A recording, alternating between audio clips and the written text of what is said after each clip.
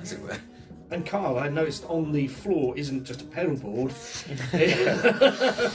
It's something rather larger than that. What's on the floor? Pretty much my entire rig. So before what I've got right now, we were a three-piece, so we had a bass player, and he used an Ashdown Evo rig, and I had my Marshall JCM 800, which was my pride and joy. I spent all of my student finance, I think, kind of a bad move in retrospect, but I spent all that money on a JCM 800, and I drove all the way down to London to pick it up. And that was the guitar I used to record with, everything else on stage. And over lockdown, whilst we weren't playing and weren't particularly gig fit, I was like, you know what, it's taking up so much space. And I was using a Kemper in the studio at the time. And there is a difference. There's absolutely a difference. And if you know what you're listening for, you can hear the difference. But I had to be honest with myself that I didn't feel the difference there whilst I was tracking the guitars, and that was what changed my mind. It became a convenience thing, so I moved on to get a Kemper stage, but I couldn't afford to keep the JCM 800, and I've had to let it go.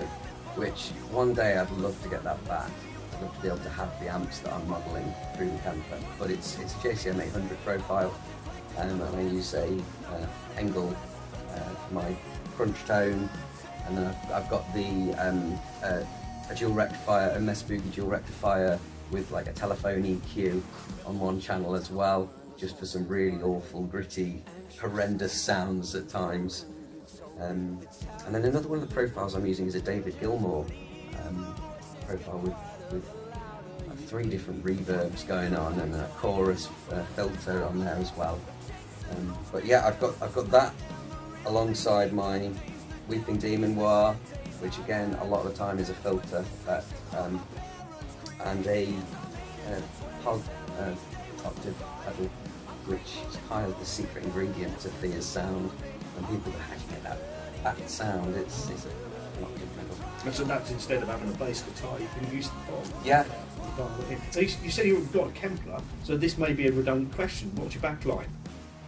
It's nothing. There's nothing on stage. Yeah. You can link a cabinet to them, but we run everything directly. That pedal board, as well as having my guitar rig, that's like 3/4. We've then got my microphone transmitter on there, wireless mic pack, and the in-ears that we're using, and we run everything independently from the house system into the back of that. So we've got the click track, the backing, additive features, and guitar all coming in there.